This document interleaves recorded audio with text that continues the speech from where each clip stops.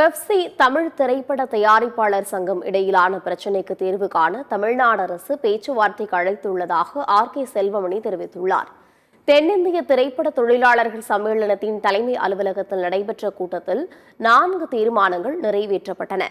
இதன் பின்னர் செய்தியாளர்களை சந்தித்த தென்னிந்திய திரைப்பட தொழிலாளர்கள் சம்மேளன தலைவர் கே செல்வமணி, தொழிலாளர்கள் வேலை நிறுத்தத்தால் தயாரிப்பாளர்கள் பாதிக்கப்பட்டால் அதற்கு பெப்சி பொறுப்பு அல்ல என்றும், முழுக்க முழுக்க தமிழ் திரைப்பட தயாரிப்பாளர் சங்க நிர்வாகிகளே காரணம் என்றும் தெரிவித்தார்.